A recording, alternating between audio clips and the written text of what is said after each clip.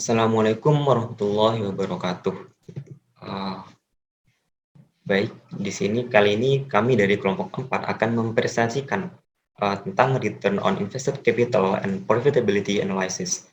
Kelompok kami beranggotakan yang pertama ada Rieke Ananda S, dan kedua ada Denis Eka, ketiga Cynthia Putri, keempat Daniel Sofyanto, dan kelima Dimas Aulia P. Yang pertama tujuan analisis. Tujuan analisis dari bab kali ini yaitu yang pertama itu menggambarkan kegunaan ukuran imbal hasil dalam analisis laporan keuangan. Yang kedua, menjelaskan return atas modal investasi dan variasi perhitungannya. Yang ketiga, menganalisis return atas aset operasi neto.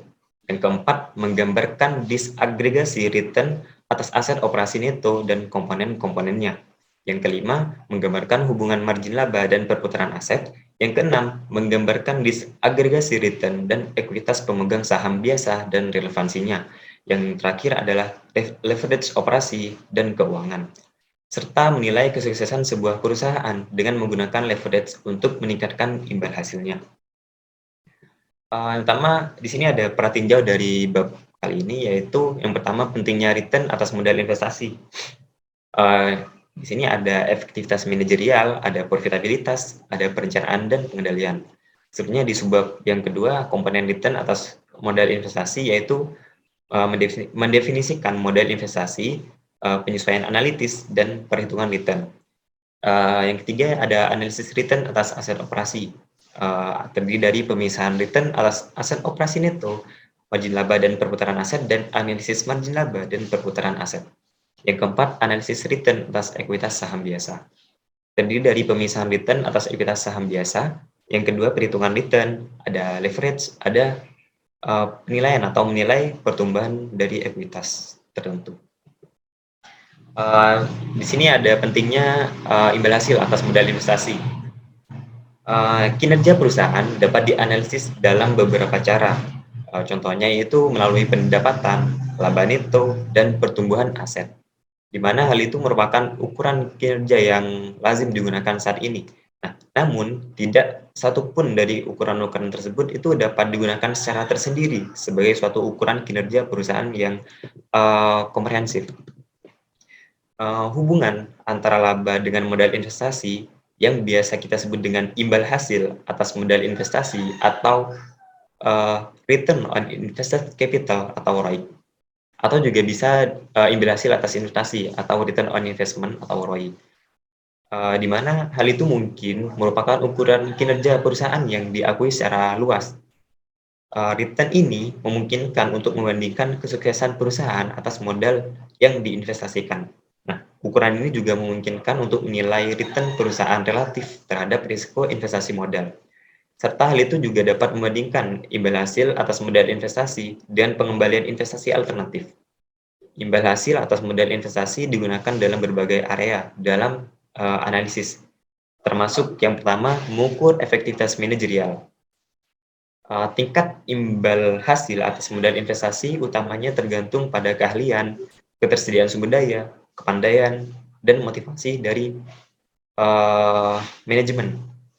Return atas modal investasi itu terutama ya jika dihitung selama interval 1 tahun atau lebih, itu merupakan ukuran yang relevan dari dari efektivitas manajerial perusahaan.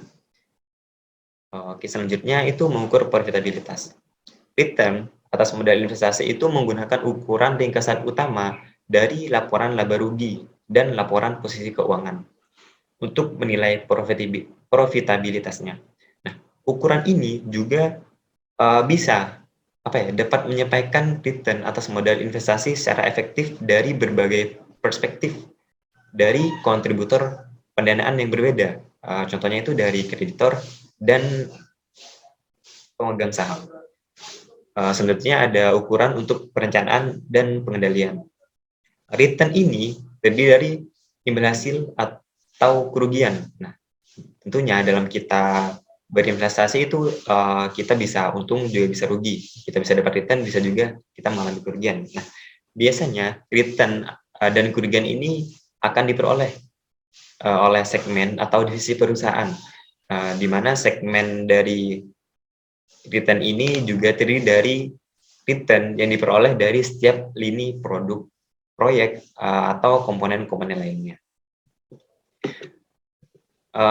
Selanjutnya ini ada komponen imbal hasil atas modal investasi. Yang pertama itu cara perhitungan dari ROIC atau Return on Invested Capital, di mana ROIC ini bisa dihitung dengan membagi laba dengan modal investasi. Tentunya ada masih di komponen ROIC, yaitu mendefinisikan modal investasi. Yang pertama ada aset operasi neto.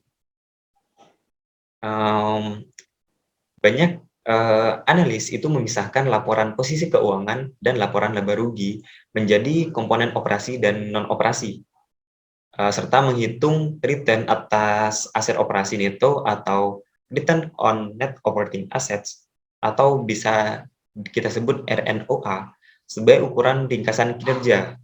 Nah, aktivitas operasi itu kan merupakan aktivitas inti ya dari perusahaan.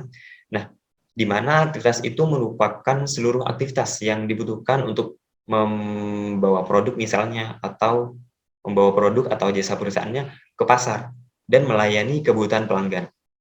Nah, dalam laporan laba rugi, aktivitas operasi itu biasanya meliputi penjualan, harga pokok penjualan atau beban pokok penjualan, juga beban penjualan umum dan administrasi, dan lain-lainnya. Nah, sementara di laporan posisi keuangan itu, aktivitas operasi direpresentasikan dengan aset dan liabilitas yang berkaitan dengan akun-akun laporan laba rugi. Contohnya itu seperti piutang usaha, persediaan, aset tetap, dan lain-lainnya. Selanjutnya ada modal ekuitas saham biasa. Nah, return atas ekuitas saham biasa itu bisa disebut dengan return on common equity atau ROCE. Diartikan sebagai laba neto dikurangi dividen saham preferen dibagi rata-rata ekuitas saham biasa. Nah, di mana ekuitas saham biasa itu sama dengan total ekuitas pemegang saham dikurangi saham preferen. Yang ketiga, menghitung modal investasi untuk suatu periode. Nah, modal investasi untuk suatu periode itu biasanya dihitung dengan menggunakan rata-rata modal yang tersedia selama periode tersebut. Nah, metode yang paling lazim digunakan itu menambah saldo awal dan akhir tahun. Kemudian dari modal investasi itu dibagi dengan 2. Nah, ada metode yang lebih akurat, yaitu dengan merata-ratakan jumlah interimnya. Nah, selanjutnya masih di komponen ROIC, yaitu penyesuaian terhadap modal investasi laba. Nah, analisis terhadap imbal hasil atas modal investasi menggunakan angka laporan keuangan yang dilaporkan sebagai titik awal. Nah, beberapa angka yang tidak dilaporkan dalam laporan keuangan juga perlu dimasukkan. Contohnya itu seperti beberapa penyesuaian, di mana kayak terkait dengan persediaan, di mana biasanya itu memerlukan penyesuaian yang memerlukan sedikit penyesuaian, di mana hal itu akan mempengaruhi pembilang maupun penyebut dari perhitungan return atas modal investasi. Nah, sehingga hal tersebut akan mengurangi pengaruhnya terhadap dua-duanya atau keduanya. Selanjutnya akan dijelaskan oleh partner saya. Silakan. Terima kasih.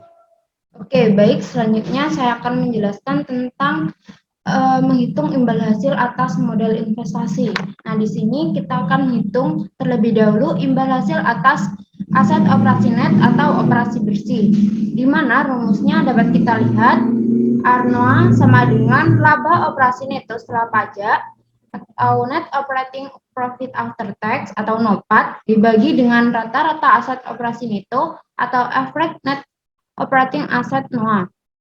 Nah, untuk aset operasi dan liabilitas operasi ini merupakan pos yang dibutuhkan untuk menjalankan bisnis perusahaan. Nah, ini tuh mencakup kas, piutang usaha, persediaan, kemudian biaya dibayar di muka, aset pajak tangguhan, aset tetap, dan investasi jangka panjang.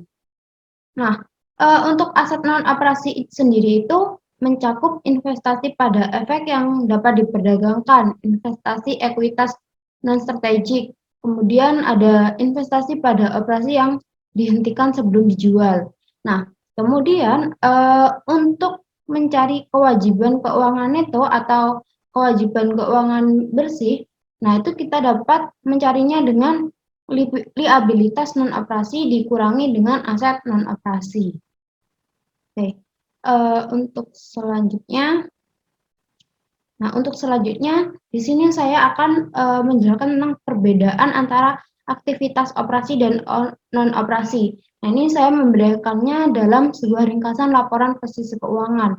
Nah, di mana di sisi kiri ini merupakan laporan keuangan aktivitas operasi dan di sebelah kanan itu ada laporan posisi keuangan aktivitas non-operasi. Nah, untuk aktivitas operasi itu sendiri terdiri dari aset operasi dikurangi liabilitas operasi. Nah, hasilnya baru aset operasi neto atau aset operasi bersih.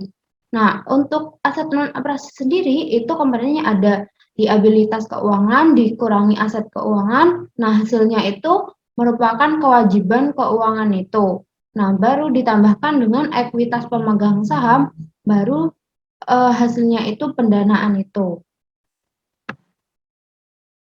Oke, di sini dapat kita lihat neraca atau ini sebenarnya laporan posisi keuangan pada tanggal 31 Desember tahun ke-8 dan tahun ke-9 dari perusahaan Excel.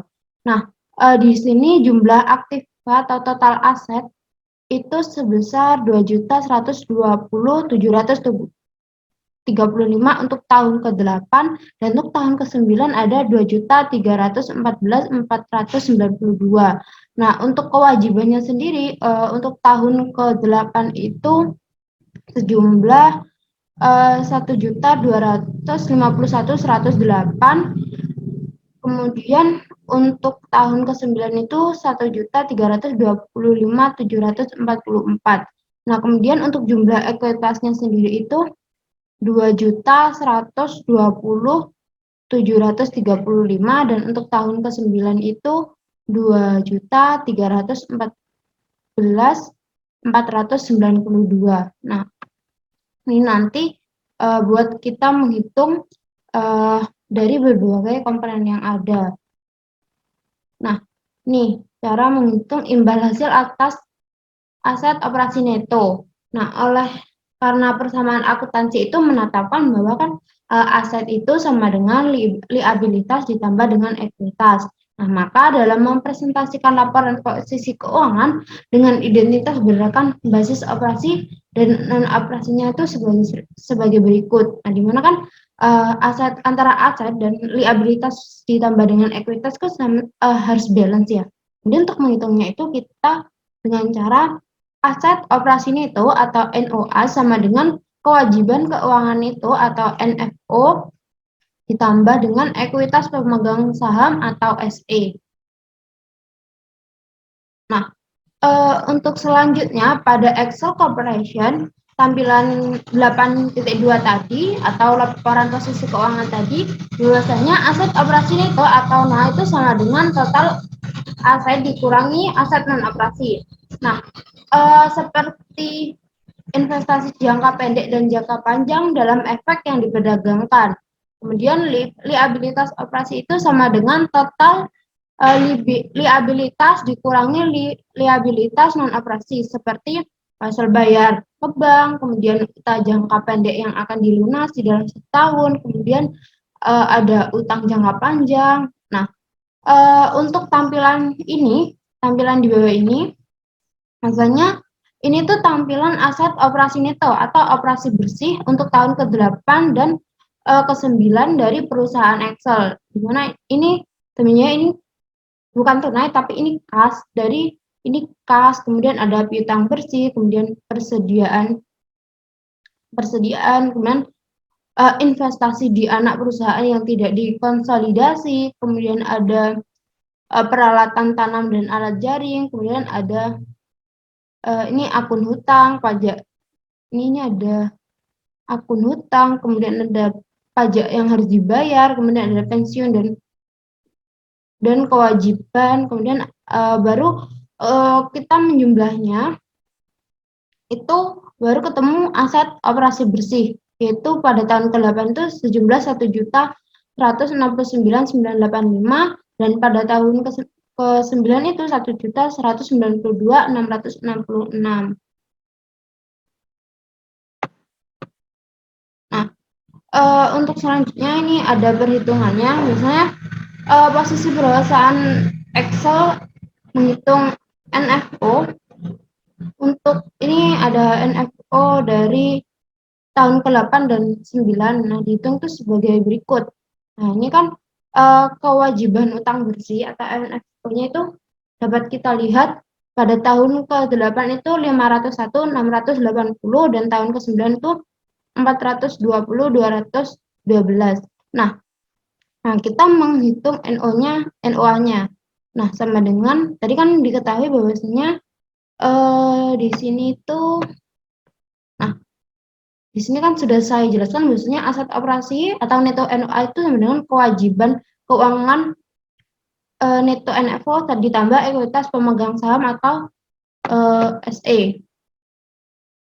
Nah, ini kita menghitung NOA pada tahun ke-8 dan ke-9.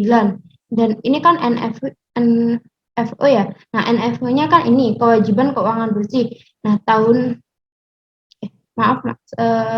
ya, NFO-nya kan ini ya, tahun ke-8 tuh 501, 680. Nah, sedangkan untuk tahun yang ke-9 ini NFO-nya itu 420, 212. Nah, ditambah dengan SE. Nah, SE ini dapat kita lihat pada neraca tadi. Nah, nih, kewajiban, total untuk pemegang sahamnya ada di neraca ini. Nah, ini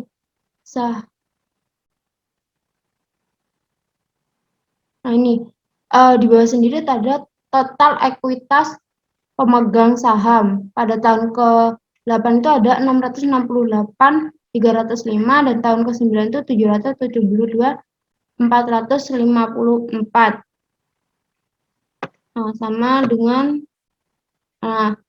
Nah, di sini kan, SE-nya atau pemegang sahamnya itu pada tahun ke-8 itu ada 668.305 dan tahun ke-9 itu ada 772.454. Nah, hasilnya nanti NFO ditambah dengan SE itu hasilnya NOA, di mana NOA pada tahun ke-8 ini itu sebesar 1.168.985 dan tahun ke-9 itu 1.192.666 US dollar. Oke. Untuk selanjutnya yaitu pembilang dari persamaan RNOA atau laba bersih neto setelah pajak atau net operating profit after tax atau NOPAT, yaitu merupakan laba setelah pajak yang diperoleh dari operasi neto atau operasi bersih. Nah, di sini ada perbedaan antara aktiva operasi dan non operasi diringkas dalam penyajian laporan laba rugi.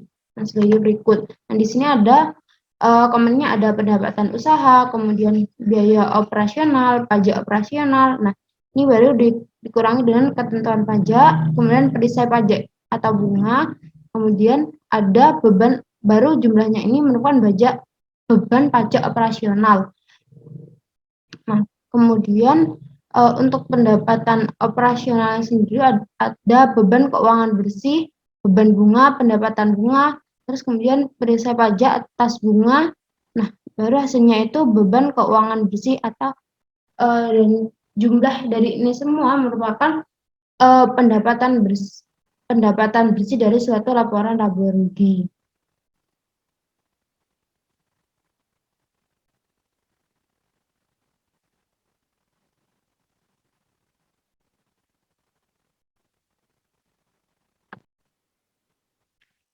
Oke, selanjutnya yaitu menghitung NOPAT secara khusus dengan pajak, di mana NOPAT sendiri rumusnya sama dengan penjualan dikurangi beban operasi dikali 1 min beban pajak dibagi dengan laba sebelum pajak. Nah, pada Excel, nah ini mengacu lagi kepada laporan posisi keuangan. Nah, teman-teman dapat bisa lihat di mana NOPAT untuk tahun ke-8 dan ke-9 adalah sebagai berikut. Nah, sebelum kita menghitung NOPAT, kita harus menghitung tarif pajak efektif terlebih dahulu. Nah, untuk tahun ke-8 itu ada 52.237 US dollar dibagi dengan 141.180. Nah, hasilnya itu dari tarif pajak efektifnya itu ada 37%. Nah, untuk tahun ke-9 sendiri itu ada 58.584 US dollar dibagi dengan 162.730 dan hasilnya itu 36%. Nah, untuk mencari NOPAT-nya sendiri kan tadi rumusnya penjualan dikurangi beban operasi dikalikan 1 min beban pajak dibagi laba sebelum pajak. Nah, untuk NOPAT-nya sendiri itu sama dengan 163.5 rupiah dikalikan dengan 1 minus 37% sama dengan 102.693. Nah, untuk tahun ke-9, 183.575 dikalikan dengan 1 min 36%. Nah, hasilnya itu 117.448. Nah, jadi untuk RNO-nya sendiri pada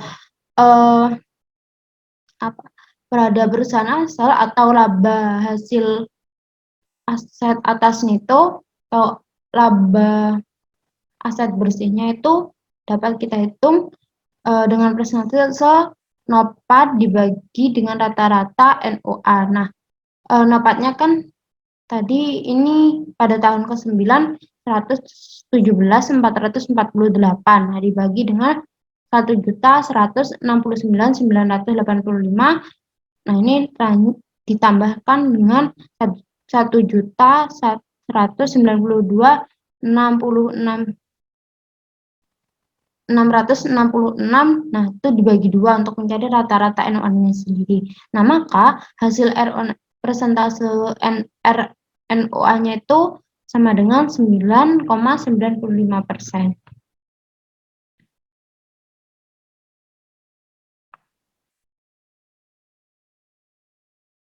Nah, untuk selanjutnya menghitung imbal hasil atas ekuitas pemegang saham biasa.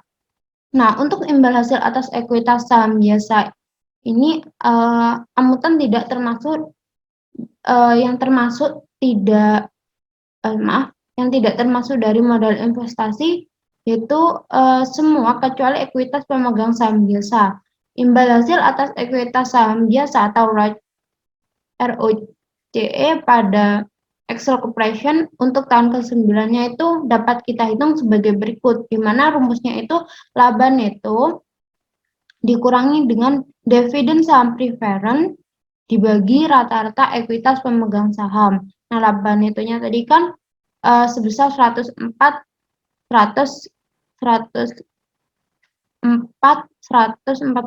rupiah US dollar. Nah, untuk dividen saham preference dari perusahaan ini kan tidak ada, jadi dikurangi 0 dibagi dengan rata-rata ekuitas pemegang saham itu sebesar rata-ratanya kan dari tahun ke-8 ke 9. Nah, itu tahun ke-8, ini tahun ke-9 baru dibagi 2. Nah, hasilnya itu 14,46%.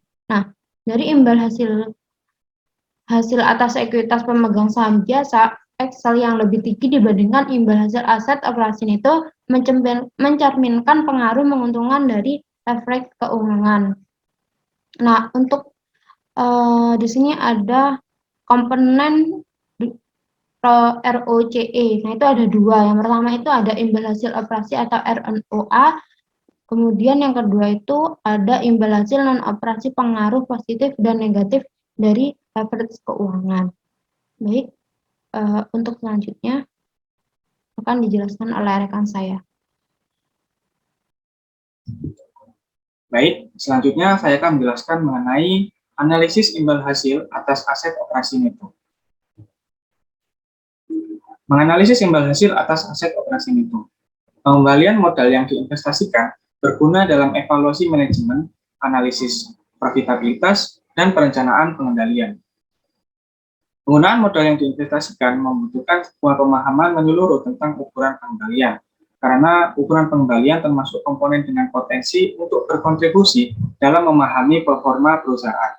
Nah, bagian ini itu memeriksa pengembalian yang dimana ketika modal yang diinvestasikan dilihat dari sudut pandang operasi, yang bisa disebut juga sebagai return on net operating asset atau imbal hasil atas aset operasi bersih atau RNOA.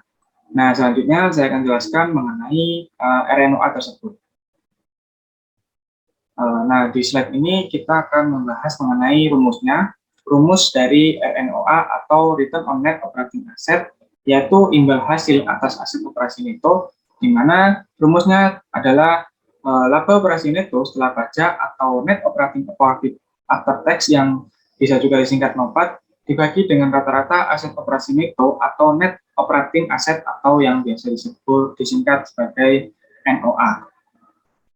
Kita dapat memisahkan komponen dari rumus ini untuk menjadi lebih relatif terhadap penjualan. Misalnya adalah RNOA sama dengan margin laba operasi neto dikali perputaran aset operasi neto, sehingga mendapatkan rumus sederhana yaitu NOPAT dibagi dengan rata-rata NOA sama dengan NOPAT dibagi penjualan dikali penjualan dibagi rata-rata NOA. Hubungan antara NOPAT dengan penjualan dinamakan margin laba operasi neto atau net operating profit margin dan mengukur profitabilitas operasi perusahaan relatif terhadap penjualan. Sedangkan hubungan penjualan dengan NOA dinamakan net operating asset turnover atau NOA turnover dan mengukur tingkat efektivitas perusahaan dalam membuat penjualan dari aset operasional bersih. Dekomposisi ini menyoroti peran kedua komponen tersebut, baik NOPAT, margin, dan NOA turnover dalam menentukan RNOA atau imbal hasil atas aset operasi neto. NOPAT margin dan NOA turnover merupakan alat pengukur berguna yang membutuhkan analisis untuk mendapatkan wawasan tentang profitabilitas perusahaan. Nah, untuk menentukan return on net operating asset atau RNOA, kita bisa lihat di bagian ini, di mana dideskripsikan terdapat dua level komponen penting dalam menentukan RNOA. Level pertama dari analisis ini berfokus terhadap interaksi dari NOPAT margin dan NOA turnover. Nah, pada level kedua dari analisis ini tuh lebih menyoroti ke faktor penting lainnya, contohnya seperti menentukan profit margin dan asset turnover. Nah, selanjutnya pengaruh leverage operasi. Aset operasi neto atau NOA dikurangi dengan kenaikan liabilitas operasi sehingga meningkatkan perputaran aset operasi neto. Apabila peningkatan liabilitas operasional tidak mempengaruhi NOPAT, RNOA juga meningkat. Pengaruh liabilitas operasi dapat dilihat dari penjabaran alternatif RNOA sebagai berikut, yaitu RNOA sama dengan NOPAT dibagi penjualan, dikali penjualan dibagi rata-rata OA, dikali dalam kurung 1 ditambah oleh, nah di mana OA adalah aset operasi bruto dan oleh adalah rata-rata liabilitas operasi atau rata-rata NOA, yaitu leverage liabilitas operasi. Karena oleh memiliki nilai positif, kenaikan oleh akan meningkatkan RNOA.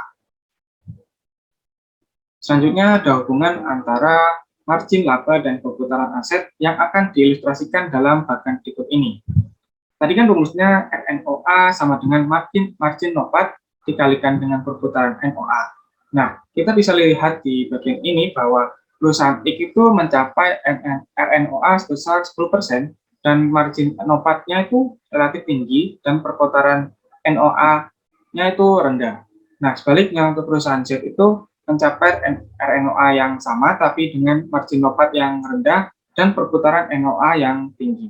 Lalu untuk margin dan omset perusahaannya itu berada di antara kedua perusahaan tersebut, yaitu perusahaan Y memiliki RNOA sebesar 10% dengan margin NOPAT 1,5 dari perusahaan X, yaitu 5%, dan perputaran NOA 2 kali lipat dari perusahaan X. Oleh karena RNOA merupakan fungsi dari margin dan perputaran, maka ini sebuah tantangan untuk menganalisis kemampuan perusahaan untuk meningkatkan RNOA dengan meningkatkan margin laba sambil mempertahankan tingkat perputaran yang konstan atau sebaliknya. Margin laba dan pemutaran aset ini memiliki pengaruh satu sama lain. Contohnya adalah apabila perusahaan menaikkan harga jual dengan niat untuk meningkatkan margin laba, dapat berdampak pada penurunan unit yang terjual. Begitu pula dengan pengurangan beban operasi atau beban pemasaran yang bisa saja berdampak pada penurunan permintaan produk. Oleh karena itu, diperlukan pengelolaan yang efektif terhadap komponen-komponen RNOA. Analisis imbal hasil atas aset dapat mengungkapkan pemahaman tambahan mengenai aktivitas strategis. Sebagai contoh, pertimbangkan dua perusahaan dalam industri yang sama dengan imbal hasil atas aset operasi neto yang identik berikut ini. Di sini ada perusahaan AA dan perusahaan BP. Analisis atas kasus tersebut harus mengevaluasi kemungkinan kesuksesan manajerial dan faktor lain dalam memperbaiki kinerja. Secara khusus, perusahaan AA memiliki margin nopat sebesar 10%, sedangkan perusahaan BP memiliki margin yang lebih rendah.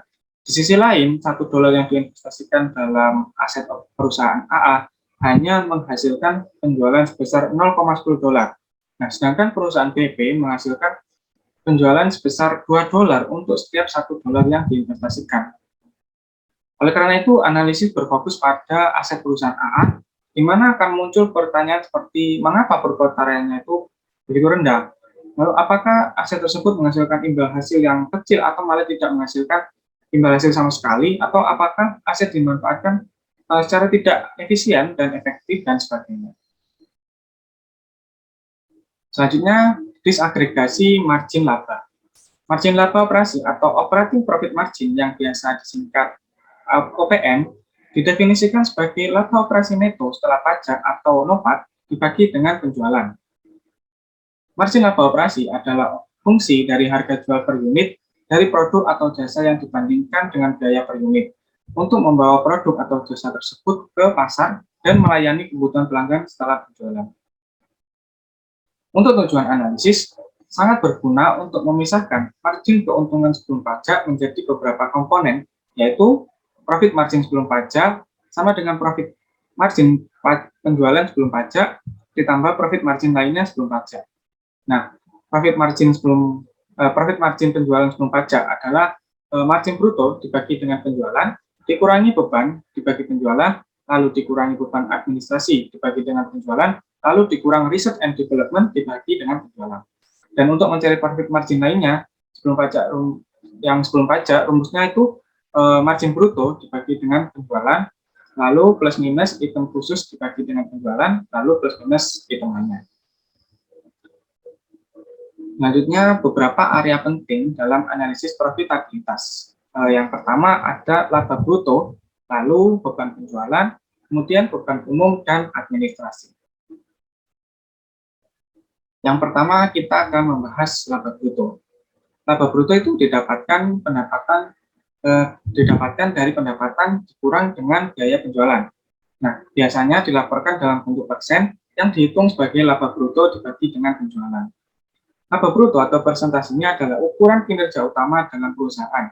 Semua biaya lain harus bisa ditutup dengan laba bruto, dan setiap pendapatan yang diperoleh adalah saldo tersisa setelah biaya ini. Juga laba bruto harus cukup besar untuk membiayai pengeluaran penting untuk masa depan seperti penelitian dan pengembangan, pemasaran, dan penyimpanan. Menganalisis perubahan dalam penjualan dan biaya penjualan berguna dalam mengidentifikasi pendorong utama dari laba bruto.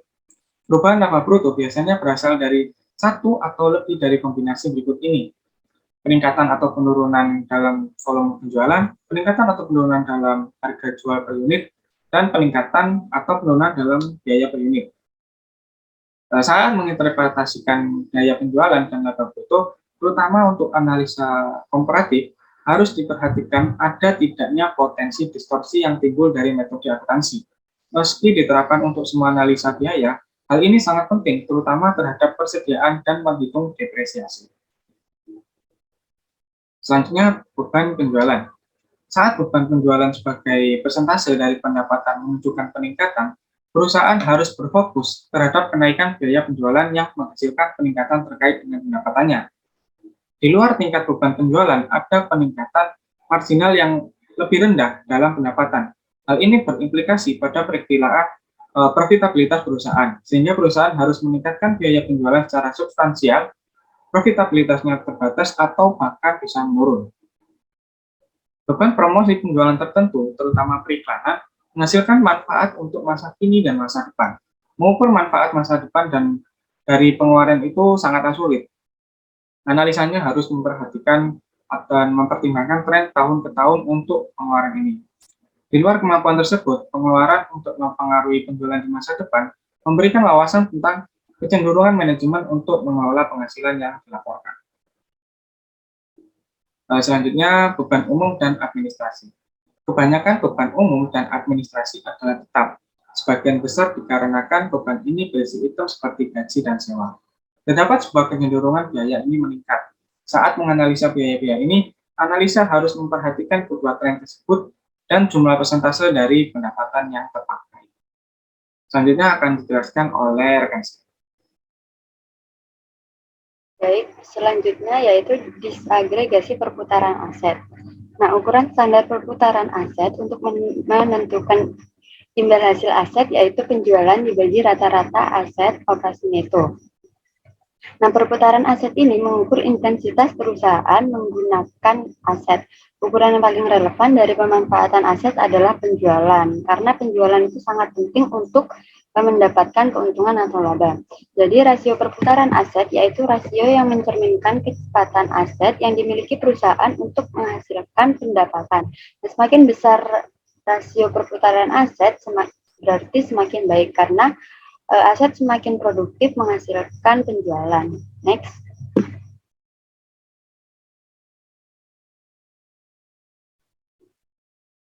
Selanjutnya yaitu perputaran piutang.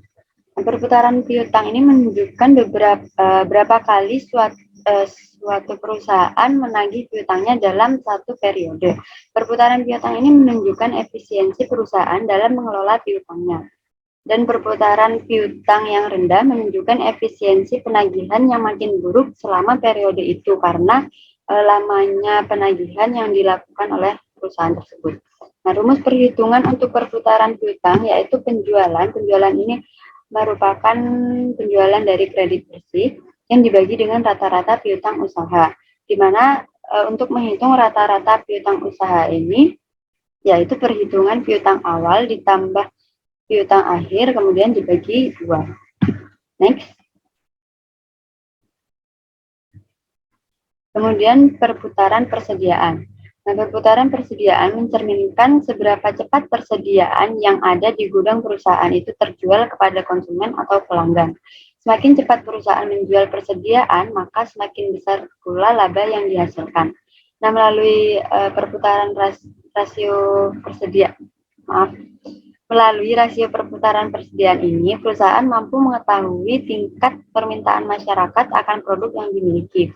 Dengan begitu, perusahaan bisa menentukan apakah ingin menaikkan volume produksi atau tidak. Kemudian untuk menghitung rasio perputaran persediaan dapat menggunakan rumus HPP dibagi dengan rata-rata persediaan, di mana rumus rata-rata ini sama seperti yang di awal tadi, yaitu rata-rata persediaan awal ditambah persediaan akhir kemudian dibagi 2. Dan penurunan rasio perputaran persediaan sering menunjukkan bahwa produk perusahaan itu tidak kompetitif. Bisa jadi karena teknologi yang tidak mutakhir atau gaya pemasaran yang ketinggalan zaman. Next. Selanjutnya yaitu perputaran aset operasi jangka panjang. Rumus perputaran aset operasi jangka panjang yaitu penjualan dibagi dengan rata-rata aset operasi jangka panjang. Nah, untuk industri pasar modal seperti perusahaan manufaktur membutuhkan investasi besar dalam aset jangka panjang. Oleh karena itu, perusahaan tersebut memiliki perputaran aset operasi jangka panjang yang lebih rendah dibandingkan perusahaan yang tidak padat modal seperti perusahaan jasa. Dan tingkat perputaran aset operasi jangka panjang dapat ditingkatkan dengan meningkatkan pembilang melalui kenaikan produksi atau penjualan. Next.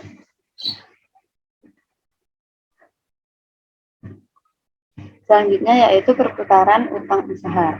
Di mana perputaran utang usaha ini menunjukkan berapa kali suatu perusahaan itu membayar utang usahanya dalam satu periode hingga lunas.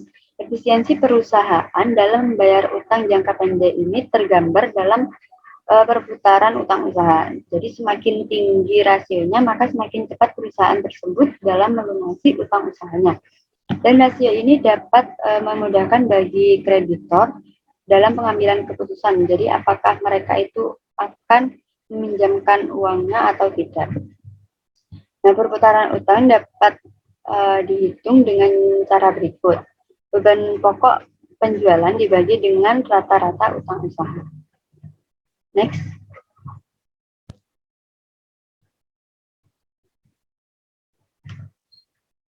Perputaran modal kerja operasi neto. Rasio perputaran modal kerja adalah rumus yang menghitung seberapa efisien perusahaan menggunakan modal kerja untuk menghasilkan penjualan. Dalam rumus ini, modal kerja mengacu pada modal operasi yang digunakan perusahaan dalam operasi sehari-hari. Rasio ini menunjukkan kemampuan perusahaan untuk menggunakan modal kerja untuk menghasilkan pendapatan. Perusahaan dengan rasio perputaran modal kerja yang lebih tinggi lebih efisien dalam menjalankan operasi dan menghasilkan penjualan.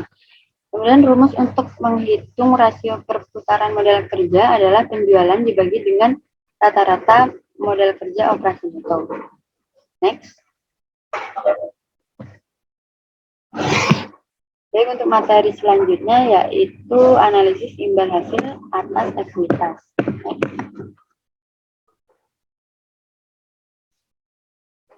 Imbal hasil atas ekuitas biasa atau ROE. Nah, imbal hasil atas ekuitas saham atau yang biasa disebut dengan imbal hasil atas ekuitas biasa, return on equity, merupakan bagian penting untuk pemegang saham perusahaan. Return on equity adalah jumlah imbal hasil dari laba bersih terhadap ekuitas dan dinyatakan dalam bentuk teks. Boleh digunakan untuk mengukur kemampuan suatu badan usaha dalam menghasilkan laba dengan bermodalkan ekuitas yang sudah diinvestasikan oleh pemegang saham. Dan ROE sangat menarik bagi pemegang saham maupun calon pemegang saham dan juga bagi manajemen karena rasio tersebut merupakan ukuran atau indikator penting dari shareholders value equation, artinya yang semakin tinggi rasio ROE, semakin tinggi pula nilai perusahaan. Nah, hal ini tentunya merupakan daya tarik bagi investor untuk menanamkan modalnya di perusahaan tersebut. Next. Nah, rumus penilaian saham yang berbasis akuntansi adalah sebagai berikut. Di mana P adalah nilai perusahaan, BV adalah nilai buku, NI adalah laba bersih, dan K adalah biaya modal ekuitas. Kemudian penyederhanaan dapat dinyatakan dalam bentuk ROE atau ROT sebagai berikut. Untuk rumus yang telah disederhanakan ini menyeratkan bahwa perusahaan dengan ROE yang diharapkan itu lebih besar dari tingkat pengembalian yang diminta investor oleh nilai buku saja. Baik, untuk materi selanjutnya akan dibahas oleh rekan saya.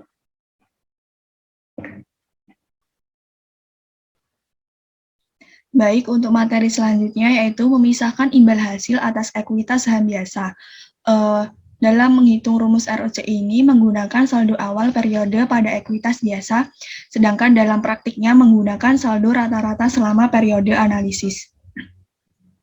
Dalam menghitung imbal hasil atas ekuitas pemegang saham biasanya menggunakan perhitungan net income dikurangi dengan preferred dividend dibagi dengan average common shareholders equity.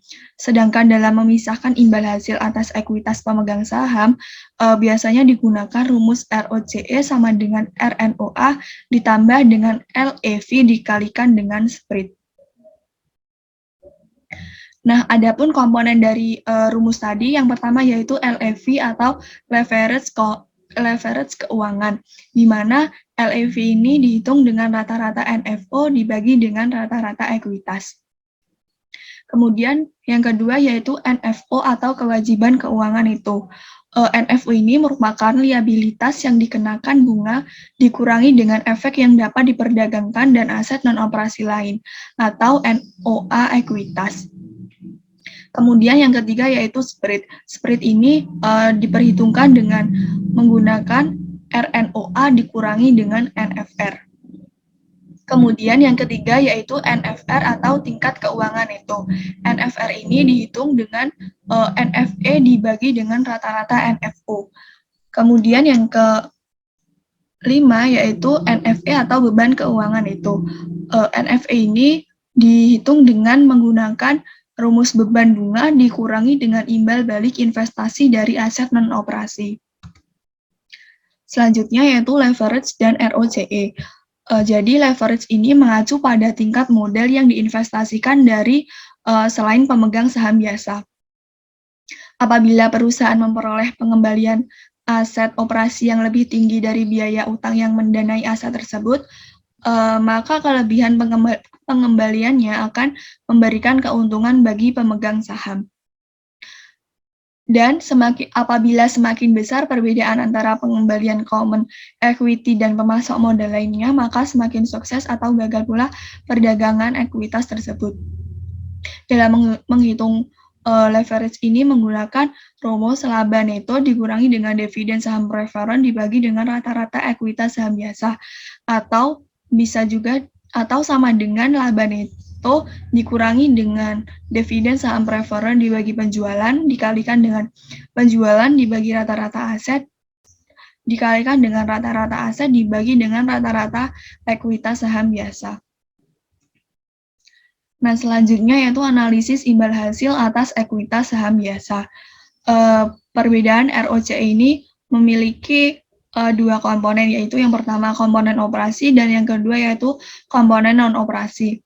Komponen operasi sendiri yaitu atau RNOA, sedangkan komponen non-operasi ini LFI dikalikan dengan split. Nah, jadi kedua komponen ini sangat penting. Hal itu karena yang pertama itu banyak perusahaan yang memberikan barang dan jasa sebagai usaha utamanya.